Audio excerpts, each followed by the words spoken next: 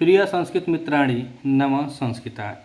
Are के education study में आप सभी भाई बहनों का हार्दिक स्वागत अभिनंदन करते हुए आज हम अभ्यास मॉडल प्रश्न पत्र जो प्रश्नतरंगिणी के अंतर्गत जो श्रृंखला चल रही है, तो अब तक हम लोगों ने 12 श्रृंखलाओं पे कुछ प्रश्नों पर चर्चा किए हैं।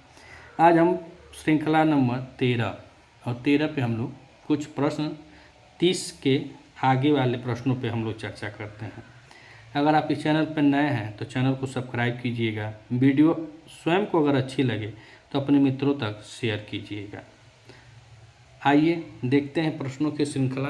और प्रश्नों की श्रृंखला में प्रश्न नंबर 31 और 31 में पूछ रहे हैं कि योगिरा उदित्थतः इत्यस्य संधि विच्छेद वर्तते। इसका संधि विच्छेद कौन सा है? ऑप्शन ए करें कि योगी प्लस आडु इत्थित, बी करें कि योगिरा उडुत्थित, सी करें कि योगिराट उत्थित और डी करें योगीर राडु उत्थित। तो इसमें संधि विच्छेद इसका पूछा गया है। तो प्रश्न नंबर 31 में विकल्प हमारा सी सही होता है, योगिराट उत्थित। प्रश्न नंबर 31 में विकल्प हमारा सी सही होता है। अब हम प्रश्न नंबर 32 को देखें तो 32 में कह रहे हैं कि नीति शतका अनुसारम केषां मैत्री दिनस्य उत्तरार्ध इमिव अस्ति, खलानां दुर्जलानां मूर्खाणां सज्जनानां। तो नीति शतक के अनुसार करें कि केषां मंत्री दिनस्य उत्तरार्ध मिव अस्ति। प्रश्न नंबर 32 में विकल्प हमारा डी सही हो जाएगा, सज्जनानां। प्रश्न नंबर 33 और प्रश्न नंबर 33 में कह रहे हैं कि अमिहि वेदिं परितः कलिप्त धृष्णया संविदन्तः संसस्तिर्दृढभा अधोलिखिता ही पदे रिक्त स्थानं पूरयत। ऑप्शन ए प्रांतः, बी शांतः, सी प्रशांतः और डी दंत। तो यहाँ पे दंत नहीं होता है, यहाँ पे प्रांत होता है कि अमी वेदिं परितः कलिप्त दृष्टया संविदन्तः प्रांतः संस्थिद्रभा अधोलिखिते पदे रिक्त स्थानों। प्रश्न नंबर 33 में विकल्प हमारा ए सही होता है। प्रश्न नंबर 34 और 34 नंबर प्रश्न में कह रहे हैं कि टीजीटी संस्कृत पाठ्यक्रमाद संबंध कवि वर्तते। जो यूपी टीजीटी के संस्कृत सिलेबस से संबंधित कवि हैं। ऑप्शन कह रहे हैं ए कि कालिदास हैं, बाणभट्ट हैं, अंबिका दत्त व्यास हैं, बी करें कि भवभूति हैं, भारवी हैं, भर्तृहरि जी हैं, सी करें कि उपयुक्तम सर्व संबंधम और डी करें कि को अपि नातस्य संबंध। तो कालिदास जी की 2 रचनाएं लगी हुई हैं, मेघदूत और अभिज्ञान शाकुंतल। बाणभट्ट जी की जो कथा है, कथामुख कादंबरी और सुकनासो उपदेश कादंबरी का ही अभिन्न अंग है, यह भी लगी हुई है। अंबिका दत्त व्यास शिवराज विजयम का प्रथम निश्वास, भवभूति विरचित उत्तरामचरितम तृतीय अंक, भारवी विरचित किरातार्जुनीयम प्रथम सर्ग और भर्तृहरि विरचित नीति शतकम, अर्थात सभी का संबंध है। तो प्रश्न नंबर 34 में विकल्प हमारा सी सही होता है, उपयुक्तम सर्वसम संबंध, अर्थात सबका संबंध यूपी टीजीटी के संस्कृत पाठ्यक्रम में। प्रश्न नंबर 34 में विकल्प हमारा सी सही होता है। प्रश्न नंबर 35 और 35 नंबर प्रश्न में पूछ रहे हैं कि पूरोत्पीडे तटाकस्य ... प्रलापरेव धार्यते श्लोके अस्मिन् को अलंकारे वर्तते। इसमें कौन सा अलंकार है यही पूछ रहे हैं। तो प्रश्न नंबर 35 में देखा जाए तो पुरोत्पीडे तटाकस्य दृष्टांतो अलंकार है। कौन सा अलंकार है? दृष्टांतो। कह रहे हैं ऑप्शन एक दृष्टांतो अलंकार है, कि उत्प्रेक्षा अलंकार है, कि उपमा अलंकार है, कि विस्माल अलंकार है। तो पुरोत्पीडे तटाकस्य दृष्टांत अलंकार होता है। प्रश्न नंबर 35 में विकल्प हमारा ए सही होता है। अब हम प्रश्न नंबर 36 को देखें तो 36 में कह रहे हैं कि अजाय सर्ग स्थिति अनास हेतवे अत्र अजह इतस्य को अर्थ। अज शब्द का अर्थ पूछ रहे हैं। तो अज शब्द में कह रहे हैं कि अजन्मनः, बी कह रहे हैं छागह, सी कह रहे हैं कि अश्व और डी कह रहे हैं कि गज। तो तो अश्व माने जो अज होता है, तो अज का मतलब यहाँ पे देखा जाए तो अज तो मान लीजिए एक रघुवंश में राजा अज हुए, फिर एक बकरे के लिए भी अज का प्रयोग किया जाता है, और यहाँ पे अज का प्रयोग छाग के, गज के, अश्व के लिए नहीं है। अज का अर्थ होता है अजन्मनः, अजन्मनः। प्रश्न नंबर 36 में विकल्प हमारा ए सही होता है। प्रश्न नंबर 37, और प्रश्न नंबर 37 में पूछ रहे हैं कि शिवराज विजयस्य मंगला चरणम वर्तते। शिवराज विजय का मंगलाचरण है। ऑप्शन ए नमस्कारात्मक मंगलाचरण है, बी वस्तु निर्देशात्मक मंगलाचरण है, और सी कह रहे हैं विकल्प ए और बी दोनों हैं, और डी कह रहे हैं कि आशीर्वादात्मक मंगलाचरण है। तो मंगलाचरण के 3 प्रकार होते हैं, नमस्कारात्मक होता है, वस्तु निर्देशात्मक होता है, और आशीर्वादात्मक होता है। किसी ग्रंथ को, किसी काव्य को रचना करने से पहले जो कवि अपने इष्ट का सुमरन करते हैं, नमस्कार करके प्रारंभ करते हैं लेखनी को, तो उसमें नमस्कारात्मक मंगलाचरण होता है। जब किसी से आशीष की कामना लेकर के कार्य को प्रारंभ किया जाता है, वहाँ आशीर्वादात्मक मंगलाचरण होता है। और जिस काव्य में या जिस ग्रंथ में तुरंत कहानी शुरू हो जाती है, उसमें वस्तु निर्देशात्मक मंगलाचरण होता है। लेकिन शिवराज विजयम पंडित अंबिका दत्त व्यास द्वारा विरचित है, और इसमें देखा जाए तो इसमें 2 मंगलाचरण हैं। पहला तो है कि विष्णु माया भगवती ही या सम्मोहितम जगतः, और यह भागवत से लिया गया है। तो इसमें नमस्कारात्मक माना जाता है कि नमस्कारात्मक है, लेकिन अपने कहानी जो मूल बेस है उस कहानी पर फिर से वह नीचे वाली पंक्ति में बतलाया है कि हिंसा स्वपापेन विहिष्टम खल साधु समत्वेन भयाद विमुच्यते। और दोनों भागवत में 10वें अध्याय के 25वें और 31वां श्लोक है। तो यह बता रहे हैं कि इसमें कौन सा है, तो नमस्कारात्मक भी है और वस्तु निर्देशात्मक भी है। प्रश्न नंबर 37 में विकल्प हमारा सी सही होता है। प्रश्न नंबर 38, और प्रश्न नंबर 38 में कह रहे हैं कि वारांगने व डाट अनेक रूपा उपयुक्त पदम चित्वा पक्तिम पूर्यत। उपयुक्त पद चुनकर पक्ति को पूरा कीजिए। तो वारंगने मतलब कहा जाता है गणिका को, यानी कि वेश्या को। तो वेश्या के जैसे अनेक रूपों वाली कौन है? ऑप्शन ए कह रहे हैं कि कूटनीति है, बी कह रहे हैं नृपनीति है, सी कह रहे हैं कि लक्ष्मी है, और डी कह रहे हैं कि राजन है। तो लक्ष्मी और राजन नहीं है, नृपनीति जिसको राजनीति कहा जाता है। यह राजनीति जो है भर्तृहरि रिकॉर्डिंग बता रहे हैं कि राजनीति वेश्या के समान इसके भी 10 स्वरूप होते हैं। 10 स्वरूपों वाली है, जैसे वारांगनाएं होती हैं वैसे नृपनीति भी होती है। प्रश्न नंबर 38 का विकल्प हमारा बी सही होता है। प्रश्न नंबर 39, और प्रश्न नंबर 39 में कह रहे हैं कि लोट लकारस्य रूपम अस्ति। लोट लकार का रूप है। ऑप्शन ए आथ्य है, बी कह रहे हैं ब्रुताम है, सी कह रहे हैं बुरियाताम है, और डी कह रहे हैं ब्रुवते है। तो प्रश्न नंबर 39 में लोट लकार का रूप अगर देखा जाए तो लोट लकार में बनता है ब्रुताम। प्रश्न नंबर 39 में विकल्प हमारा बी सही होता है। अब हम प्रश्न नंबर 40 को देखें तो 40 में कह रहे हैं अधोलिखितेषु विकल्पेषु 96 इतस् संस्कृत रूपम किम। जो अंक है 96 उसका संस्कृत रूप कौन सा सही है? तो कह रहे हैं षट्नवति, ऊननवति, षट्नवति कि षड़वती। तो इसमें देखिए संधि हो जाती है, तो इसका रूप जो शुद्ध होता है वह षड़वती होता है। वैसे यह सही लिखे हैं षट्नवति, षट्नवति मतलब 90, 6 हैं, तो 6 और 9 96, लेकिन यह का शुद्ध जो है कह रहे हैं कि संस्कृत रूप हमको शुद्ध चुनना है, तो षड़वती होता है। प्रश्न नंबर 40 में विकल्प हमारा डी सही होता है। प्रश्न नंबर 41 और 41 नंबर प्रश्न में कह रहे हैं कि वेदोतवंतम ललिता वनिता ऐसा पक्तिम कुत उद्धृता। बताइए अब विद्युतवंत ललित वनिता जो शब्द दिया है यह मेघदूत के उत्तर मेघ में है। और यह सबसे टफेस्ट माना जाएगा कि बहुत हार्ड क्वेश्चनों में से यह क्वेश्चन है कि विद्युतवंत, क्योंकि अगर आप मूल का वाचन नहीं किए होंगे तो आप इसका जवाब नहीं दे पाएंगे। और यह उत्तर में का पहला श्लोक है कि विद्युतवंतम ललिता वनिता छेन्द्रचापं सचित्रा संगीताय प्रहतमुरुजा स्निग्धगम्भीरघोषम्।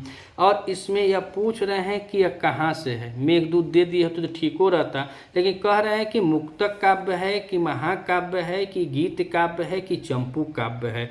तो चंपू काव्य मतलब वह होता है कि जिसमें गद्य और पद दोनों का मिश्रण होता है, उसे चंपू काव्य कहा जाता है।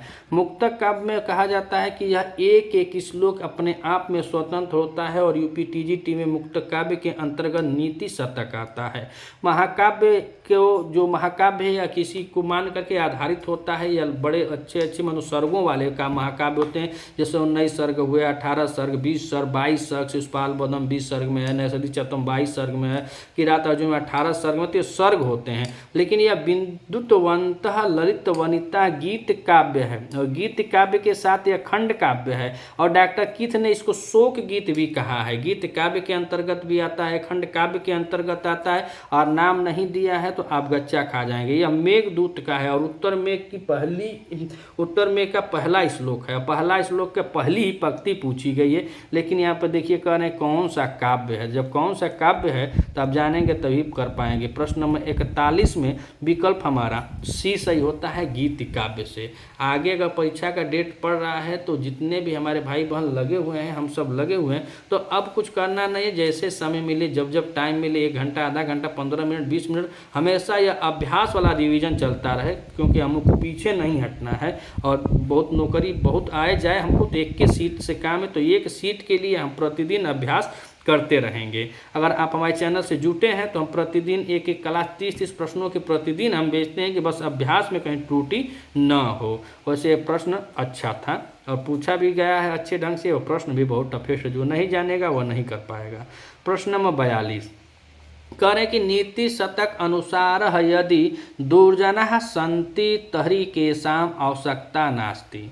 दुर्जना सन्ति तेहि केषाम् आवश्यकता नास्ति। तत्काल जरूरी ना भैया, तो कह रहे हैं कि विदुषाम, खालानाम, सुहृदाम, सर्पाणाम। प्रश्न नंबर 42। और प्रश्न नंबर 42 में देखा जाए तो यदि दुर्जन संति हैं तो किसकी जरूरत नहीं है, तो विदुष की, सुहृदय की और खल की, ये सबकी कामें नहीं है। अगर दुर्जन है तो वो सर्पाड़ा मानी उस सर्प का कोई काम ही नहीं, वो कब डस लेगा पता नहीं चलेगा। आप लोग ये गाना सुने होंगे, खूब रील बजती है कि सांप डसे तो मीत बचाए, अब मीत डसे तो कौन बचाए। तो वही बात है यहाँ पे कि जो दुर्जन लोग होते हैं उनके संगत में आप हैं तो वहाँ पे सांपों की जरूरत नहीं है। प्रश्न नंबर 42 में विकल्प हमारा डी सही होता है। प्रश्न नंबर 43। और प्रश्न नंबर 43 में पूछ रहे हैं कि भवभूते गोत्र नाम किम आसीत। भवभूति के गोत्र का नाम है।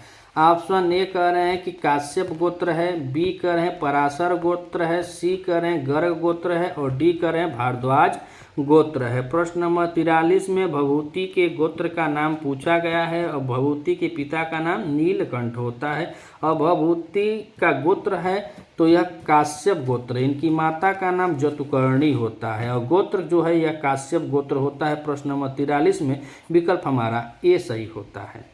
अब हम प्रश्न नंबर 44 को देखें तो प्रश्न नंबर 44 में कह रहे हैं कि शांतानुकूलम पवनस्य शिवस्य पंथा अत्र शांता अनुकूल पवन अस्मिन् पदे क समास वर्तते। इस पद में जो शांता अनुकूल पवन है इसमें समास पूछ रहे हैं। ऑप्शन दिए हैं कि बहुब्रीहि समास है, कि षष्ठी तत्पुरुष समास है, कि कर्मधारय समास है, कि अव्ययी भाव समास है। तो प्रश्न नंबर 44 में देखा जाए तो शांत अनुकूल पवन, जिसके अनुकूल यानी थर्ड पर्सन का यहाँ बोध हो रहा है कि जिसके अनुकूल पवन चल रही हो, अर्थात तो वह बताया किसके लिए है कि मेघ के लिए ये बता रहा है कि तुम्हारे अनुकूल ही पवन भी चल रही है। तो शांता कूलम पवन शिवच्छ पंथा, तो बहुब्रीहि समास हो जाएगा। प्रश्न नंबर 44 में विकल्प हमारा ये सही होता है। प्रश्न नंबर 45 और प्रश्न नंबर 45 कह रहा है कि लक्ष्मी गुणवंतः जनम गुणवंतम जनम कथम इव न अस्पृश्यति। ऑप्शन ए अपवित्रयु, उन्मत्तमयु, अनमितमयु या प्रविड्युमयु। तो प्रश्न नंबर 45 में देखा जाए तो लक्ष्मी गुणवंतम जनम कथम इव अपवित्रम इव। प्रश्न नंबर 45 में विकल्प हमारा ये सही होता है शुकनासो उपदेश। जहाँ शुकनासो उपदेश की बात आएगी तो उसमें वह लक्ष्मी की बहुत निंदा किए हैं, और जो शुकनासो उपदेश है वह कादम्बरी कथा मुख का ही अभिन्न अंग है, उसी से लिया गया है। तो प्रश्न नंबर 45 में विकल्प हमारा ये सही होता है। अब हम प्रश्न नंबर 46 को देखें तो 46 में कह रहे हैं कि अनुस्मृता खंड सूनु विक्रमः इतत अखंडल सूनु युक्त क, किसके लिए अखंडल सूनु का प्रयोग किया गया है। तो अखंडल खंड आखंड कहा जाता है भगवान इंद्र को, और सूनु माने होता है पुत्र। तो इसमें देखिए ऑप्शन कह रहे हैं इंद्र के लिए है कि इंदु के लिए है कि कामदेव के लिए कि अर्जुन के लिए है। तो प्रश्न नंबर 46 में देखा जाए तो कह रहे हैं कि अनुस्मृता खंडल सूनु विक्रमः आखंडल सूनु विक्रमः। कहाँ इसका वर्णन मिलेगा? किरातार्जुनीयम 18 सर्गों वाला महाकाव्य भारवी की एकमात्र रचना है। वंशस्थ छंद में हमें पढ़ना है। प्रथम सर्ग में 44 श्लोकों तक वंशस्थ है, 45वें पुष्पिताग्रा है, 46वें मालिनी है, और आखंडल कहा जाता है भगवान इंद्र को, सूनु कहा जाता है पुत्र को। तो इंद्र इंदु ये तो दोनों यानी खत्म हो जाएंगे। अब आखंडल और सूनु को देखा जाए तो आखंडल इंद्र का पुत्र किसे कहा जाता था? तो अर्जुन जी को कहा जाता था। धर्मराज का पुत्र युधिष्ठिर को कहा जाता था, और इंद्र जी का पुत्र अर्जुन को कहा जाता था। प्रश्न नंबर 46 में विकल्प हमारा डी सही होता है। प्रश्न नंबर 47 और प्रश्न नंबर 47 में पूछ रहे हैं कि मेघदूतानुसारम दशार देशस्य राजधानी आसीत पटना, पुणे, सिंहदुर्ग, विदिशा। तो न पटना मेघदूत में है न पूना है, ये बम्बई पूना या पटना वाली नहीं है, सिंहदुर्ग भी नहीं है, विदिशा बस बचता है। कहेंगे विदिशा का वहाँ पे वर्णन है। अगर हम नहीं कुछ भी जानते हैं तो बस जो आया है वह तो बताएंगे। तो मेघदूत अनुसारम दशार देशस्य राजधानी आसीत, पूना बम्बई ना, पटना ना, सिंहदुर्ग ना, विदिशा सही होगा। प्रश्न नंबर 47 में विकल्प हमारा डी सही होता है। अब हम प्रश्न नंबर 48 को देखें तो 48 में कह रहे हैं कि यच्छः कुटज पुष्पे कस्मे अर्घ ददाति। यह मेघदूत के शुरू में जब मेघ को देख करके तीसरे चौथे श्लोक में बोला है यक्ष, और मेघ से कह रहा है तो यह पूर्व मेघ के श्लोक नंबर 4 में जब यक्ष मेघ को देखता है तो उसका कुटज के पुष्पों से स्वागत बोलता है। कहता है कि प्रत्यासन्ने नवसीदयिता जीवितालम्बनार्थी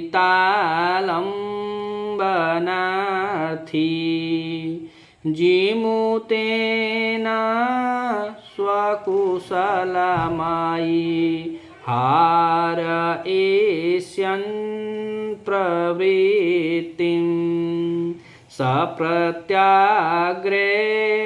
कुटजकुसुमयि कल्पिताघार्यतस्मै प्रीतः प्रीति प्रमुखवचनं स्वागतम व्याजहार। तो स्वागत के वचनों को बोलता है न कुबेर को, न इंद्र को, न शिवाय के लिए बोलता है, वह मेघाय के लिए बोलता है। स्वागत के वचनों को वह मेघ से बोलता है, मेघ का स्वागत करता है। तो प्रश्न नंबर 48 में विकल्प हमारा बी सही होता है। प्रश्न नंबर 49 और प्रश्न नंबर 49 में कह रहे हैं कि सामासिक दृष्टिया पृथक पदम अस्ति। सामासिक यानी समास की दृष्टि से पृथक पद है, कौन सा है?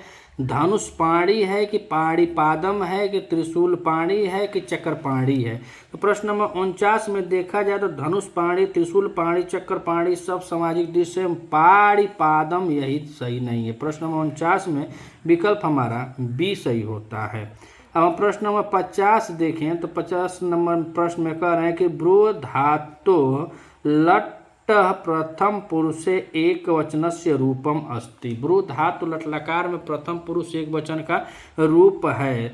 आह बनता है कि ब्रवृत्ति बनता है कि ब्रूते बनता है कि उपयुक्त सभी बनता है। तो प्रश्न नंबर 50 में देखा जाए तो यहाँ पे आह ब्रूते ब्रवृत्ति यह सब बनता है। प्रश्न नंबर 50 में विकल्प हमारा डी सही होता है। प्रश्न नंबर 51, प्रश्न नंबर 51 में कह रहे हैं कि वजंती ते मूढ़धिया पराभवम भवन्ति माया विषुएन मायिना। युक्ति कस्य है, यह किसकी युक्ति है? तो ऑप्शन ए करें द्रुपदा का, द्रुपद्या है कि वनेचरस्य है कि वासंत्या है कि अनुसुईया। अनुसुईया जो है यह अभिज्ञान शाकुंतल की समझिए कि सहनायिका के रूप में मान लें, क्योंकि यह जो शकुंतला जो नायिका है उसकी यह बहुत प्रिय सखी है। वासंत्या यह उत्तर रामचरितम में भगवान से जवाब सवाल कर रही हैं, सीता जी के बारे में पूछती हैं। वनेचर और द्रौपदी यह दोनों एक ही ग्रंथ के हैं, अर्थात यह दोनों किरात अर्जुनियम के हैं। और यहाँ पे पूछ रहा है किरात अर्जुनियम यह कहा किसने है? तो वजंती ते मूढ़धिया पराभवम भवन्ति माया विषुएन मायिना। जो मूर्ख होते हैं, जो धूर्त होते हैं, उनके साथ धूर्ततापूर्ण ही व्यवहार करना चाहिए, मायावियों के साथ मायापूर्ण व्यवहार करना चाहिए, यह समझाती हैं द्रौपदी जी युधिष्ठिर को। प्रश्न नंबर 51 में विकल्प हमारा ये सही होता है। अब हम प्रश्न नंबर 52 को देखें तो प्रश्न नंबर 52 में कह रहे हैं कि उत्तर रामचरित से तृतीय अंक से घटना कुत्र घटता। उत्तर रामचरित में तृतीय अंक की घटना कहाँ घटित होती है? चित्रकूट में होती है कि आम्रकूट में होती है कि वाल्मीकि आश्रम में होती है कि पंचवट्याम में होती है? प्रश्न नंबर 52 में देखा जाए तो चित्रकूट जो है यहाँ पे नहीं होता है।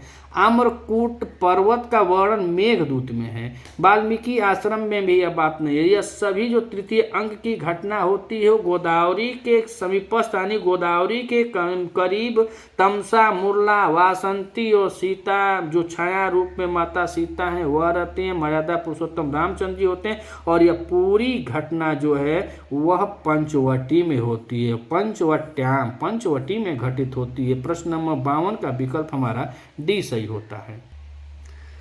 प्रश्न नंबर 53 और 53 में कह रहे हैं कि दुष्यंतेन साकं शकुंतलायाः विवाहस्य सूचना महर्षि काश्यप केन प्रदत्ता। दुष्यंत और शकुंतला के विवाह की सूचना महर्षि काश्यप को किसने प्रदान किया? प्रश्न नंबर 53। अब इसमें देखेंगे तो अनुसुईया प्रियंवदा, गौतम्या, सारंगवेर और असरिणी छंदोमया वाण्या। तो यहाँ पे अनुसुईया प्रियंवदा शकुंतला की प्रिय सखी हैं, सब राज की बात यही जान रही हैं। अगर ये बता देती कि तुमको शराप मिला, स्नेह में इनसे गलती हो गई है, और न तो ये बताती हैं कि अति स्नेह पाप संकी, जहाँ प्यार हो ज़्यादा होता है वह पाप संकी हो जाता है, वहाँ आदमी गलत सोचने लगता है, भयभीत हो जाता है। लेकिन इन दोनों को पता था दुर्वासा के श्राप का, लेकिन इन लोगों ने अपनी सखी के प्रेम में उसको कुछ नहीं बताया। गौतम्या यह जो आश्रम की वृद्धा तापसी और परिचायिका होती है। सारंगवेर जो है, सारंगो जो है, यह सारंगो और शारदत्त ये दोनों ऋषि शिष्य होते हैं काश्यप जी की, और यह सोम तीर्थ गए होते हैं शकुंतला के कष्ट निवारण के लिए तीर्थ करने। अब इसी के बीच की पूरी घटना घटती है। शकुंतला आश्रम में अकेली रहती है, प्रियंवदा अनुसुईया रहती हैं, गौतमी रहती हैं, और उसके बाद वहाँ पे वासुदेव वगैरह जो हैं यह सब लोग रहते हैं शिष्य लोग। लेकिन सारंगो, शारदत्त और इत्यादि जो ऋषि मुनि है कर्ण यह नहीं रहते हैं। दुष्यंत आते हैं, दोनों के बीच में प्रेम होता है। प्रेम में फिर यह दोनों लोग प्रेम विवाह करते हैं जिसे गंधर्व विवाह कहा जाता है। गंधर्व विवाह करने के बाद दुष्यंत हस्तिनापुर चले जाते हैं। इधर शकुंतला गर्भ से धारण हो जाती है, और यह बात कौन कहेगा पिताजी से, यह चर्चा करते हैं अनुसुईया प्रियंवदा। लेकिन भगवान और ईश्वर की देन की यह दोनों नहीं कुछ बताती हैं। इनको ऋषि जी को जो काश्यप मुनि हैं उनको अशरीरी छंदोमयी वाण्या के द्वारा पता चलता है। वह बताती हैं कि जैसे समी वृक्ष के अंदर भगवान शिव के तेज को छिपाकर जो अग्नि है, उसी प्रकार से तुम्हारे पुत्री के अंदर एक तेज छिपा हुआ है दुष्यंत का। तो प्रश्न नंबर 53 में विकल्प हमारा डी सही होता है। और यहाँ पे जो कण ऋषि रहते हैं वह कहते हैं कि जो योग्य पुरुष होता है उसको पुत्री देना किसी बाप के लिए खेत की बात नहीं होती है। तो प्रश्न नंबर 53 में विकल्प हमारा डी सही होता है। प्रश्न नंबर 54 और 54 में पूछ रहे हैं कि शिवराज विजयस्य प्रथम में निश्वासे प्रथम पुष्प चयन करता क। शिवराज विजयम जो प्रथम ऐतिहासिक उपन्यास है संस्कृत वाङ्मय का, पंडित अंबिका दत्त द्वारा विरचित यह प्रथम ऐतिहासिक उपन्यास है जो 3 विराम 12 निश्वासों में विभक्त है, जिसके नायक महाराष्ट्र के केसरी शिवाजी होते हैं। वह प्रथम सर्ग हमारी यूपी टीजीटी में लगा हुआ है। उसमें यह सवाल पूछ रहे हैं कि वह जो प्रथम निश्वास है उसमें प्रथम जो पुष्प चयन करता होता है वह कौन होता है। तो ऑप्शन दे रहे हैं कि गौरवटु होता है, कि ब्रह्मचारी गुरु होते हैं, कि श्याम बटु होता है, कि यवन युवक होता है। तो जब हम उस पर वाचन करेंगे देखेंगे मूल पुस्तक का शिवराज विजयम में, तो शिवराज विजयम में जो रात्रि का जो यवन युवक से लड़की को छुड़ाता है, लड़ाई झगड़ा करता है, वह गौरवटु होता है। लेकिन पुष्प चुनने का जो काम करता है, सर्वप्रथम पूछ रहे हैं कि प्रथमे निश्वास से प्रथम पुष्प चयन करता, वह श्याम बटु होता है। यही आकर सबसे पहले पुष्प को चुनता है कि सुबह हो जाएगी, ब्रह्मचारी गुरु जी को पूजा पाठ करना है, तो सुबह सुबह सबसे पहले प्रथम पुष्प चयनकर्ता के रूप में श्याम बटु आता है। प्रश्न नंबर 54 में विकल्प हमारा सी सही होता है।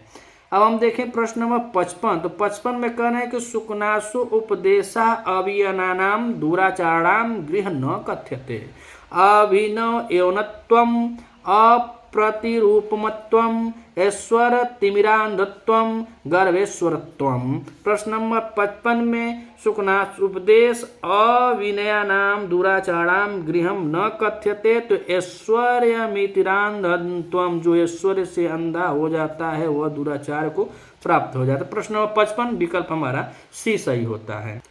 अब हम प्रश्न नंबर 56 और 56 में देखें तो कह रहा है प्राप्ते मित्रे भवति विमुख किं पुनरस्त उच्चै। अयम श्लोकांश कृत उद्धृत। यह श्लोक कहाँ से उद्धृत है? तो इसमें कह रहा है यक्ष जब मेघ को कह रहा है कि न शूद्रो अपि प्रथम सुकृता पेक्षया संश्रयाय प्राप्ते मित्रे भवति विमुख। पूर्व में श्लोक संख्या 17 में यक्ष मेघ से कहता है कि जो दुष्ट लोग होते हैं, जो अधम लोग होते हैं, जो नीच लोग होते हैं, वह पूर्व में किए गए उपकारों को पाकर अपने मित्र को पास आए हुए उसको मना नहीं करते, उसका सत्कार करते हैं। तो यह तो इतना ऊंचा है, जो आम्रकूट पर्वत है उसको बता रहे हैं कि जो आम्रकूट पर्वत है वह इतना विशालकाय है, इतना ऊंचा है, तो उसका कहना ही क्या। और प्रश्न पूछ दिए हैं कि अयम श्लोकांश कुत उद्धृत। यह श्लोक किसमें है? नीति शतक में है, विज्ञान शाकुंतल में है, मेघदूत में है, किरातार्जुनीय में है। तो प्रश्न नंबर 56 में विकल्प हमारा सी सही हो जाएगा। कहाँ है कि यह कहाँ है? तो यह सी मेघदूतम में है। प्रश्न नंबर 57। प्रश्न नंबर 57 में पूछ रहे हैं कि महाकवि भवभूतिना कति रचना कृत्या चतस्र त्रिस्र सप्तः पंच। महाकवि भवभूति की कितनी रचनाएं हैं? 4 हैं, 3 हैं, 7 हैं, 5 हैं। तो हम लोग जितने हैं सिलेबस वाले जो यूपी टीजीटी वाले सब लोग हम विदित हैं कि इनकी 3 रचना है। मालती माधवम है, महावीर चरितम है, उत्तरम चरितम है, और तीनों रूपक हैं, अर्थात तीनों नाटक हैं। तो प्रश्न नंबर 57 में आसानी से हम बता देंगे 3 है। प्रश्न नंबर 57 का विकल्प हमारा 3। अब प्रश्न नंबर 58 में देखिए कह रहे हैं कि भवभूते आश्रयदाता क। भवभूते की आश्रयदाता यशो वर्मा है, इसमें भी टाइम लेने की कोई बात ही नहीं। अब यशो वर्मा है। प्रश्न नंबर 58 का विकल्प हमारा बी सही होता है। प्रश्न नंबर 59 में पूछ रहे हैं कि अभिनी इत्येतः पूर्वस्य विष धातो आधारस्य का संज्ञा। अभि और नि इत्येतः पूर्वस्य विष धातु, इससे पूर्व विष धातु की आधार की क्या संज्ञा होती है। कर्म संज्ञा होती है कि अधिकरण संज्ञा होती है कि करण संज्ञा होती है कि संप्रदान संज्ञा होती है। तो प्रश्न नंबर 59 में देखें तो अभितः परितः समयानिक्षा अभिनि इत्येतः पूर्वस्य विष धातु कर्म संज्ञा होती है। प्रश्न नंबर 59 में विकल्प हमारा ए सही होता है। अब हम प्रश्न नंबर 60 और इस श्रृंखला का यह अंतिम प्रश्न है। अब पूछे खेचर, बस इस शब्द में आप लोग याद कीजिएगा जितना हो सके उतना, बस ये खेचर आ भोजपुरी में कहा जाला खच्चर, खच्चर माने गधा, और गधा में का होला तत्पुरुष समास, नहीं अलुक तत्पुरुष समास, माफ कीजिएगा अलुक तत्पुरुष, बस इतना याद करना खेचर, और खेचर में समास है तो खेचर मतलब खैचर, और खैचर में समास है तो अलुक तत्पुरुष समास है, वहाँ कोई पुरुष उस नहीं अलुक है तो अलुक तत्पुरुष, यहाँ पे नन तत्पुरुष बहुव्रीहि अव्यय भाव नहीं होता है। खेचर में क्या है अलुक तत्पुरुष समास। बट ट्रिक से अगर याद करना है तो जितना है भोजपुरी बोलने वाले हैं अगर आप लोग जानते हैं तो खेचर माने खैचर, और खैचर में अलुक तत्पुरुष, अलुक मतलब मनो वहाँ लौके वाला कौन पुरुषे न मिले, तो खेचर मतलब खैचर, खैचर मतलब अलुक, मनो वहाँ कोई पुरुषे नहीं है तो गधा के पास कोई पुरुष नहीं है तो अलुक तत्पुरुष समास है। प्रश्न नंबर 60 में विकल्प हमारा ए सही होता है। अगर आप इस चैनल पर नए हैं तो चैनल को आप सब्सक्राइब कीजिएगा, नोटिफिकेशन बटन को दबाइएगा क्योंकि हमारी वीडियो आप तक जल्द से जल्द पहुंच सके, और जितना अगर आपको वीडियो लगे अच्छी लगे तो अपने मित्रों तक अधिक से अधिक शेयर कीजिएगा। अगर आप हमारे चैनल पर नए हैं और नए सिरे से यूपी टीजीटी की तैयारी करना चाहते हैं यूपी टीजीटी संस्कृत विशेष से, तो आर के संस्कृत स्टडी को आप सब्सक्राइब कीजिए। वहाँ पे सभी साहित्यों के एक एक श्लोकों का वाचन होता है। एकदम नया आप स्टूडेंट हैं तो सानिध्य साहित्य जो हमारा चैनल है सानिध्य साहित्य अभी मेघदूत अभी नए सिरे से चल रहा है। एक एक श्लोकों का व्याकरण, व्याख्या और टिप्पणी, शब्दार्थ टिप्पणियों सहित एक एक श्लोकों का हम लोग वहाँ पे वाचन कर रहे हैं। तो अगर अच्छा लगे तो आप चैनल को सब्सक्राइब कीजिए, और हमारे इस चैनल पे हम प्रतिदिन अभ्यास मॉडल प्रश्न कराते हैं और यही हम लोग करते चलेंगे आगामी परीक्षा को देखते हुए। अगर वीडियो अच्छी लगे तो लाइक सब्सक्राइब करना न भूलें। मिलते हैं अगली वीडियो में, तब तक के लिए नमः संस्कृता।